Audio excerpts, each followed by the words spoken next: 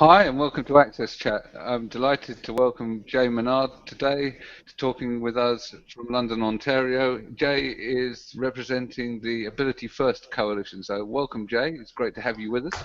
Thank you very much, Neil. Appreciate it. So can you tell us a bit about Ability First and what it is that the coalition does? Basically, the Ability First Coalition is a volunteer-based organization of companies within the London, Ontario area that work together to create an environment and facilitate discussions for hiring people with disabilities. Really, our goal is to get out there, tell the truths about hiring for people and the benefits for hiring for people with for Ability First, but also to challenge some of the misconceptions out there or some of the falsehoods that have been spread. We really want to tell the truth, be a sounding board for people to come to us if they have questions, if they want to be involved in this type of hiring policy, and really support those endeavors.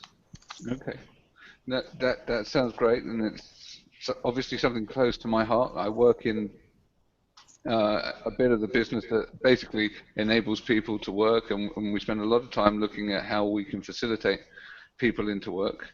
Some of the stuff we do in the UK is based with the Business Disability Forum, which is a large national organisation with lots of big companies where we do pretty much the same kind of thing, where we look at how we can dispel the myths, how we can share best practice, etc. So does Ability First work outside of Ontario, or is it just in the local area that you're Right now, we're focused on London, Ontario. We've done some presentations and work in the surrounding communities, but really we're using this as a foundation for growth. We're seeing the coalition started in 2006. We're seeing slow and steady growth throughout. We've really, over the past few years, have seen the local community really embrace what we're trying to do. So ideally, we would like to see this type of coalition extend to different areas, but it really is important to have locals leading that. Ability First really is about local leadership driving that change, facilitating those discussions, and being trusted resources for other members of the business community. Okay, I think that's a good point, and one of the things where we struggle is that we're dealing with large international organizations that basically it's harder to get small organizations involved and involved to the same kind of level. So I think what you're doing on a sort of grassroots level looks really interesting. So I know Deborah's got a question. Mm-hmm. And welcome, Jay, to our chat today.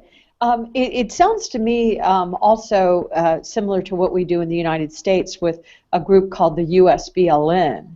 And we have found in the United States that until we really got the employers and the businesses really engaged in the conversation, we really were not having a lot of, we weren't making a lot of strides here.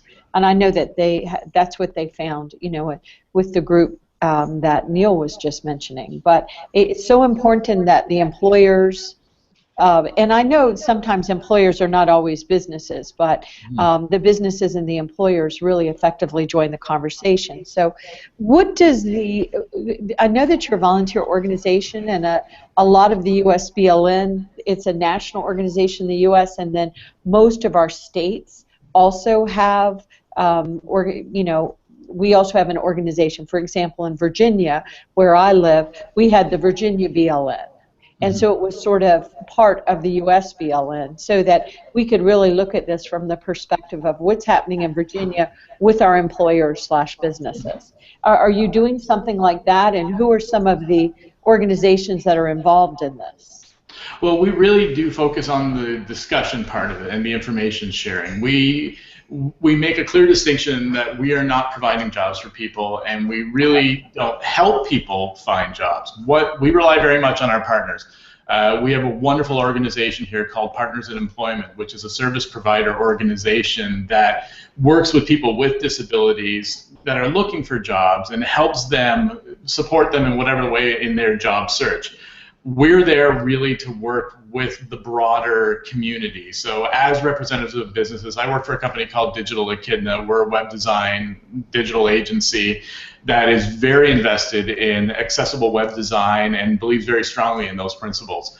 We've had some great corporate support throughout, from the City of London itself to 3M Canada to the university here, Western University, to TD Canada Trust. Wonderful organizations that have really supported us both on a national and on a local level. But it is about creating that discussion. We're very lucky. There's the Accessibility for Ontarians with Disabilities Act in Ontario that mandates a lot of these changes that we want to help people guide to. And so whether that's accessible hiring practices, whether it's internal corporate communications training, or whether it's information dissemination through websites, it's all about accessibility and being inclusive. That's part of the conversation we have. You mentioned earlier that it's very challenging for a lot of businesses, or small businesses. They feel it's challenging to support this. Our role is to help dispel those myths and to show that it's not a challenge, it's not an additional burden, it's just part and parcel of doing good business, and the benefits affect your bottom line in a positive way. Yeah, I actually want to come back to that point. I think it's not so much challenging for the small businesses. I actually think it's probably easier for small businesses than large ones sometimes. I think it was difficult for small businesses to engage with very large ones. Yes. The members that form the organization that I'm part of, because it's very difficult to have a voice as a SME with less than 100 employees when you're dealing with companies that have maybe 50,000 employees, or so the disparity between the two makes it difficult. And that's one of the things the coalition strives to do, is bring that voice of the small person. Digital Echidna, we're a company of just over 40 employers, and we have a very strong voice on the coalition, equal to companies like we say 3M and TD Canada Trust, that are multinationals with huge employer bases. But we all bring something to the table, and it's something that we really want to encourage. Whether it's somebody who's got a restaurant down the road that has 5 employees or 2 employees, everybody has a voice, everybody has an idea, and we really do want to encourage people to have those discussions and understand that this isn't a challenge, this isn't a burden, and it's certainly, I don't like the word accommodation in a lot of ways. We're not accommodating anybody. We really are helping people with the tools and resources they need to do their jobs effectively and to let their natural talent shine through. Okay. Antonio, I know you had a question. Yes, I do. When we talk about employment, we see that sometimes recruitment agencies are at the front line of the process. Can you tell us about what type of work are you doing with them to make sure that when they go to the recruitment process, they are actually to create an accessible recruitment process and they don't exclude anyone from the process? Oh, actually, our co-chair on the Ability First Coalition is an employee at one of these agencies that you speak of. So it really is, that is first and foremost. We work with a number of agencies locally as well that are out there looking for jobs. The one off the top of my head is an organization called Leads that's been very supportive and very helpful of us. They're out there working with us to talk to employers and to spread our message. If there are questions, we like to be that resource for people coming back as well. So if there is a business that has been approached by somebody or an organization that's working with people with some sort of disability, and they come to us and say, you know what, we have questions, we have concerns, we want to be that person to provide, whether it's referral information or talk to peer organizations that have had success hiring for Ability First. It is about working with people. As I said before, we don't provide jobs for people. We don't help people find jobs. We facilitate that conversation, and we bring these organizations that all have similar goals. And for a business, the goal is to do well, to grow, and to expand, and to be successful. We know hiring for Ability First works. We work with these organizations to make sure that message gets through. If you look to the beginning when Ability First started and today, are you able to establish, what progress can you establish between then and now in terms of the awareness that was generated in the local society? I think one of the biggest things is that we're seeing a global consensus, and when I say global, I don't mean worldwide, but global in terms of the provincial perspective. We really are seeing, with the mandate of the Accessibility for Ontarians with Disabilities Act, in the United States you have Section 508, there really is a focus for inclusivity and ensuring that accessibility is there. So while this was a nice to have for a lot of people, it's now a must have. And there's a lot of trepidation at times about what does this mean for my business? Is this going to impact us? And we have found that more people are willing to come and talk to us. They're very supportive of the endeavor. They want to be involved. A lot of times I'm just not sure how to be involved. That's something we're talking about internally with the coalition, is how do we expand that reach? How do we bring more businesses together? Because we really want to amplify that voice, and the only way we can do that is by sharing the success stories that we have. You know, we can talk about it later, but we have items like Tuesdays at 10, and we have the Champions Award, which is an annual event where we celebrate these people who have hired for Ability First, and we bring them together so those stories can be shared and experiences can be shared, and you learn from other people's experiences and successes.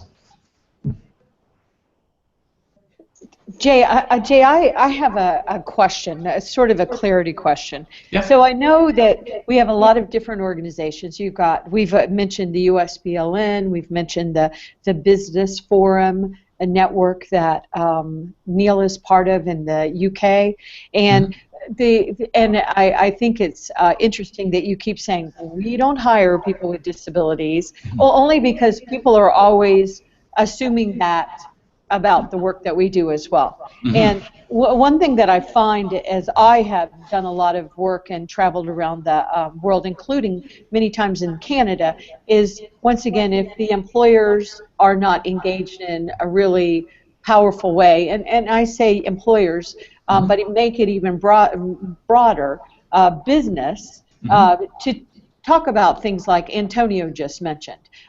What if your website is not accessible? You say that you're an employer of choice and you want to employ people with disabilities, but your website, career part of your website is not accessible. You're sending the wrong message. And so there's a lot of ways in the U.S., for example, you can get in trouble over that, and we're fighting pretty mightily over litigation right now in the U.S. But one thing I'm trying to understand about your model versus some of the models I'm more familiar with is I understand you bringing the businesses of all sizes, and I have been a small business for many years. Before that, I worked in very, very large multinational corporations. But as an entrepreneur, I've been a small business for years. I personally think small businesses need to be in these conversations, and sometimes it appears that it's easier for larger corporations. You have all of that, as Neil mentioned as well. But so if I am an employer or a business in Canada, and or in right there in Ontario where you're doing this, and I want to employ people with disabilities, how does your group help me? Well, just for example. I'm sorry? I'm sorry, just as an example. What we will do is a lot of times it's about dispelling misconceptions. So there are a lot of ideas that, if we're going to hire somebody with a disability, there's going to be more frequent absenteeism. It's going to be too expensive for me to adapt my restaurant or my office to accommodate that person's needs. Again, I hate that term accommodation because it's not about that. Just no different than you having stand-up, sit-down desks, or you look at ergonomic workstations for all staff members. It is the same type of idea of helping people get what they need to do their job. What we will do is we are there to be that almost a hands-off resource, so we can say, we are business leaders in this community. We've gone through this. We've enjoyed success. We hear your concerns. Here's the facts that we have. Absenteeism is actually less. If you're concerned about turnover, which is a huge thing for a lot of small businesses because you invest a tremendous amount of resources in hiring and training people, that we have the statistics and we have the proof that shows that people with disabilities actually stay longer at jobs, and you don't have to deal with those retention the rehiring and those costs involved. So long term for your business, we want to focus on the bottom lines. hiring for Ability First makes good business sense. So that's what we try to do. And then if you're looking for somebody, if you've come and said, you know what, I have this position, is there anybody available that you can find? We work with our partners of employment, and we'll say, we have this type of position. Is there anybody within this group that you feel would benefit? Ideally, we want to work through that whole process because our goal is to make sure it's a good fit for everybody. Hiring for Ability First isn't just about doing the right thing, it's about ensuring that everybody succeeds. So if somebody hires somebody with a disability and has a poor experience because it's not the right fit, that's a negative long term. It's going to change their perspective on how they hire. We want to make sure that community or that integration works well so that there is success, and this becomes, ideally, we want these people to become advocates for us and to be referring other businesses and said, you know what, I had trepidation, I had concerns. There were a lot of misconceptions that we had heard about. In talking with Ability First, we found that those misconceptions were wrong, and that when we brought somebody aboard, it was a tremendous value to our organization, and long term we enjoyed success. That's the best way we get the ball rolling. Once that momentum's going and people see success and see that businesses are hiring for Ability First, enjoying the benefits, they're going to tell other businesses, and that will spiral. And that's the type of community we want to create, where people aren't hired because they have a disability or because they don't, but they're hired for their ability first. Okay. I have a follow-up question real quick. So I understand what you're saying about accommodations, yes. And I just want to give you a little bit of something to think about. So when I talk about accommodations, even though often when I'm interviewed or I'm asked questions about people that might not know it as well, I always remind employers that we accommodate employees all day long. And it's not just about disabilities. You accommodate the mother that wants to, coach soccer on Tuesdays at 3 o'clock in the afternoon.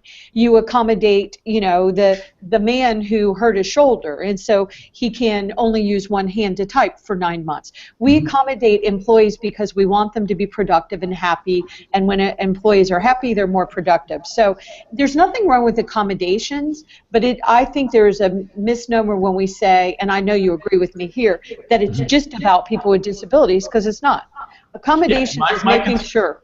Go ahead. The negative connotation of accommodations, and that's the way a lot of times it's looked at. It's like, I have to accommodate, I have to go out of my way specifically for this group, which is not necessarily the case. I agree. And the conversation shouldn't stop at whatever you're doing to make your workplace or opportunity accessible. It should continue on to what benefits are we going to get. And I look at what we do at Digital Echidna. We're a web design digital agency. We've been very involved with accessible web design, but one of the things that we missed was that experiential aspect, and we brought aboard Sarah Jetnikar, who is our accessibility consultant. She's visually impaired. She's able to go through our websites, and not just from the dotting the I's and crossing the T's aspects of accessibility to make sure we've got all the checkboxes done and that we're actually following the law, but she looks from a usability experience and says, you know what, you've done everything right, but for somebody who is using adaptive technology, this is a little awkward, or this doesn't seem to make sense. So we're able to provide a better product in the long term because we've brought aboard somebody who has a disability, who has the visual impairment, and that's what we want to show. It's not about, oh, we have to help do this, or we have to make this accessible, and that's a burden to us. That is not the case whatsoever. What we need to do is bring these people aboard, give them the tools they need to succeed, just like you would with any employee. And as you mentioned, I have a daughter, so sometimes I have to go pick her up at school. Right. It's an accommodation, or it's part of the job. You do what you can to make sure your employees are happy, successful, and have the tools and resources they need to do the job. And we want to make sure people see that so they can get to the next part of it where they see the benefits that hiring for Ability First has. Okay. Right. So I think that there's some interesting parallels with trends within workforce anyway, where certainly larger companies and also certainly in the technology industry, we're seeing a lot more flexible working. What we're talking about here is flexible working. We're just changing certain working practices to fit that employee's needs. I also read an article this week which made me stop and think about the whole concept of accommodations or adjustments or whatever. Someone was talking about coming out and talking about their dyslexia for the first time. It was an academic. It was an article in The Guardian, the UK newspaper, talking about how they were petrified about this, and also how that they felt that talking about accommodations was actually talking about the deficits rather than talking about personalization. So they were talking about the deficit model rather than looking at the ability, like you are, talking about what someone can give to the community or give to the business, rather than going, oh, well, you need help with this. Well, actually, what I need is certain things to be able to excel at this. Absolutely. Right. And if you look at it from, say, somebody who doesn't have a disability, but maybe they prefer using a trackball mouse for whatever job they're doing because that improves their performance, or if they have certain scheduling needs or transportation requirements that to get them where they need to go. It's not necessarily about, as you say, the deficiencies, because we don't want to look at that. There are technologies, there are workplace opportunities, there are practices and standards in place that you can adjust to ensure that everybody has their opportunity. And again, it's looking at the benefits, and that's really what we want to focus on with Ability First, and that's why we have the name Ability First. We want to focus on what the person can bring, what value can they add to their organization, independent of anything else. How do you make sure that their skills come through? How do you make sure that their abilities and their talents are allowed to shine? And then we work just like we would with any other employment or employee or employer. We work to make sure that they have the tools that they need to do the job to the best of their ability, just like you would do with any other employer, able-bodied or not. Okay. So we're also in the age of bring your own device. I'm sorry? We're also in the age where of bring your own device. So a Braille note taker is just another BYOD piece of kit, and it freaks a few CIOs out that I talk to. But that's the case. They just bring their own device. It just happens. Right. It is. A few thousand pins in it. I think that once you start couching the changes that you want an employer to make into the language of business, right, it becomes a lot easier. Oh, absolutely. I mean, as a digital agency, we look at accessibility as best practices for a number of things, whether it's responsive web design, whether it's search engine optimization. Many of the principles that are involved with accessible web design translate into better business opportunities, content strategy, ability for people to find your information and interact with it. We live in an aging demographic, so there are a lot of the accessibility principles for people with disabilities also apply for people who are getting a little bit older, and maybe they don't have the double clicking time. So you have to look at things that, how do you slow down those items? How do you make sure that content is presentable to people who may have lower vision as they get older, or slower reflexes? So there's a lot of benefits that go beyond just the right thing to do, quote unquote, but are actually solid and valuable business building tools that can help with your overall business opportunity. Yeah.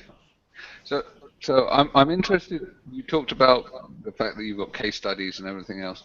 Do you make these available on your website, or are you publishing them? Absolutely, yeah. We have a number of sections on the website where we look at statistics. Really, we want people to come to our website, the businesses who have these questions, to have that sort of high-level discussion. And we do link to a number of resources that are out there, studies that have been presented. We have an entire section on myths and misconceptions where we kind of a top-level FAQ about the most common things that we hear from businesses that are preventing them from even engaging in the idea of hiring for Ability First. So we put those right up front and say, you know what, we know you've heard this. Here's the truth. We have a number of statistics when it comes to accommodation, employee turnover, job performance. A lot of the common terms that we hear from businesses of all size that are being presented as barriers to even considering the idea for hiring for Ability First, we just want to be right up front with them saying, we know what you've heard, here's the truth. If you want to know how this works for you, or if you want to have more of a discussion, contact us and let's get that going. Excellent. Deborah, I know you've got another question. Yes. So Jay, do you have partners that are service providers that if I'm a business and I come to you and I'm like, okay, I get it. I see all these great resources. I love how you're rewarding the businesses that are doing it because, quite frankly, as corporations, we like to get awards. It sort of validates our brand. It helps not validate our brand, but it's certainly good for our brand. Yep.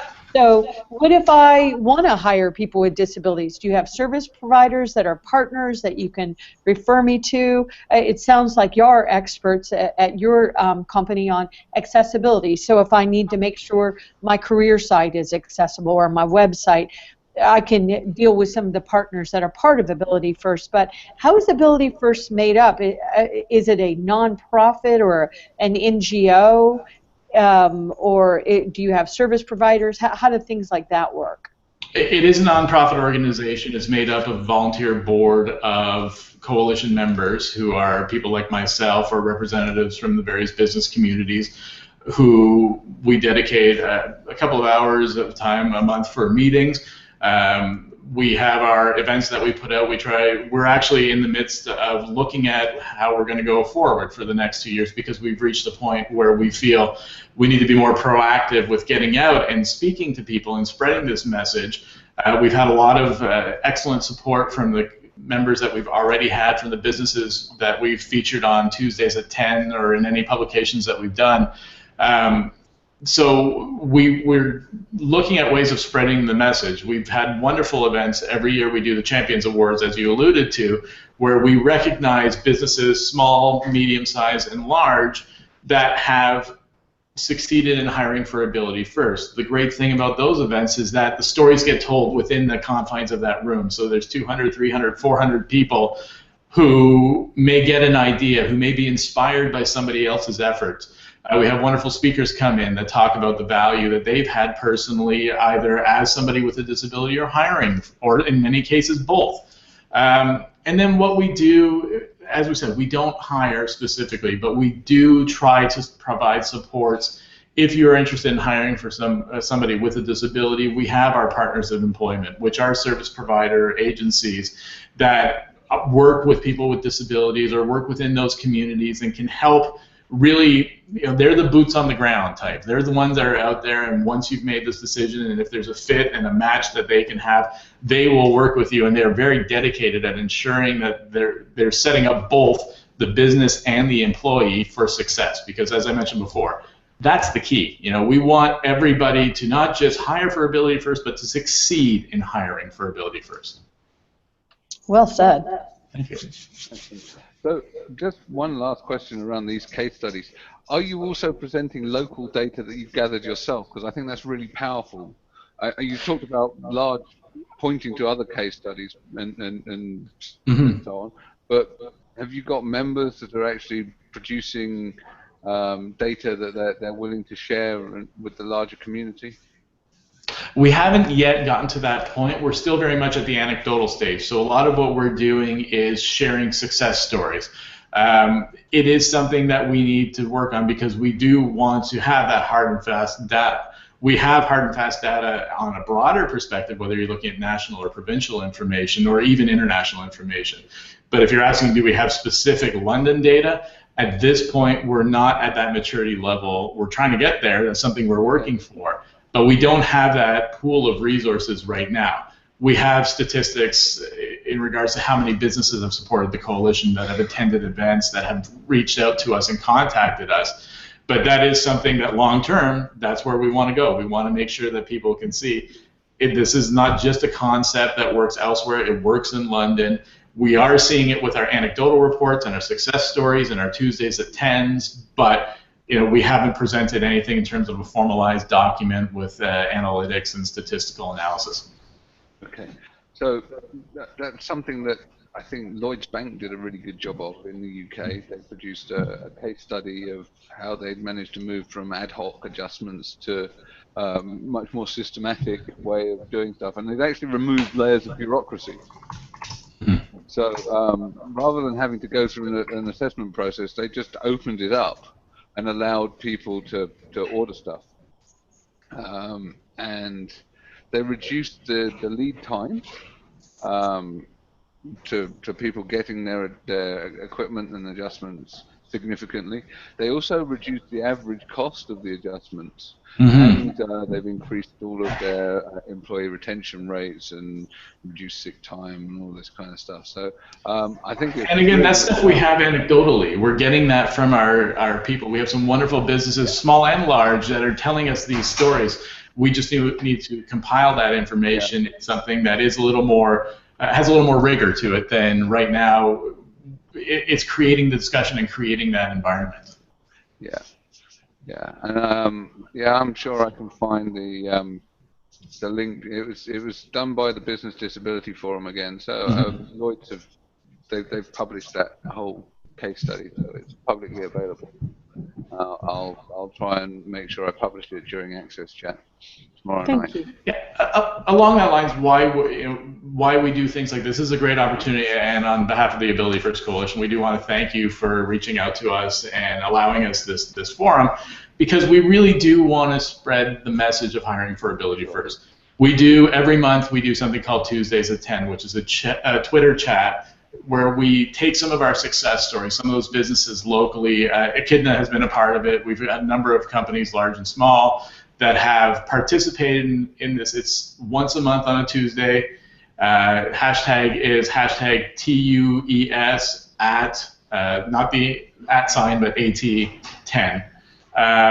And basically what we're trying to do is get people to engage in this conversation and look at what you're doing and how people are, if they can ask those questions right online, kind of like we do with the AXSChat here, that immediacy of, I have a question, I've always wanted to know, can you just do this now? Because Twitter is a wonderful medium for disseminating that type of information, the immediacy and the interaction that you have. We can answer those questions, and people have been wonderful during these things to share their stories, but also to ask questions that we want to, even if we have to answer the same question 50 times over 50 chats, it's getting that message out and hopefully having that spread virally so that people are sharing the idea and the concept and seeing the benefit. And again, when we get back to employee recognition, there is value.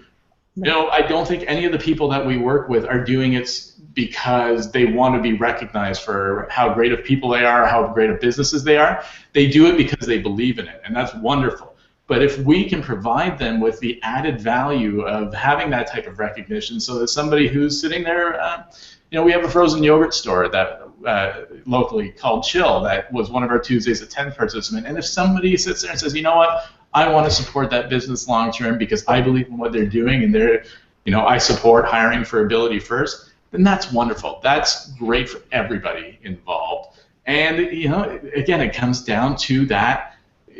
Other companies are going to see that, oh, look at the recognition these people are getting, look at what they're doing, we support that, we want to be part of that as well.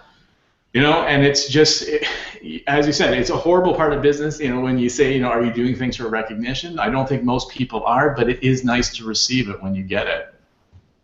I agree. And let the economics drive it. Absolutely. It's like anything. If you're not going to hire for Ability First, and that doesn't have to mean tokenism. It doesn't have to mean that you put somebody with a disability on display up front. But if you're open to it, even if it's about opening up your job opportunities to the people with disabilities and letting people know right up front, we hire for Ability First, or we hire people with disabilities. That is a very powerful message that you can send out to people in the community who may not see themselves reflected in job opportunities. They may be discouraged by the lack of opportunities. If you're showing as a business owner or a hiring manager that you're willing to hire for Ability First and you're willing to make whatever tools or resources available to those people who are applying, that's a powerful message. And I think it's something that resonates within the community. I agree. Excellent.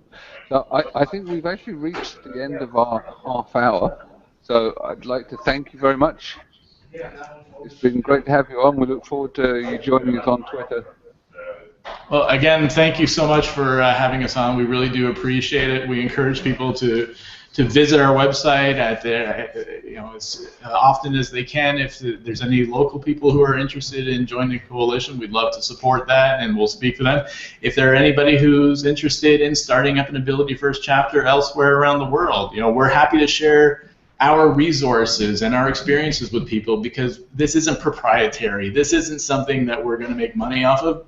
We just want to make sure that the message is spread in London, in Ontario, Canada, and across the world. So if there's anything we can do to support hiring for Ability First, we're there. Thank you. That's Thank great. you. Thank you.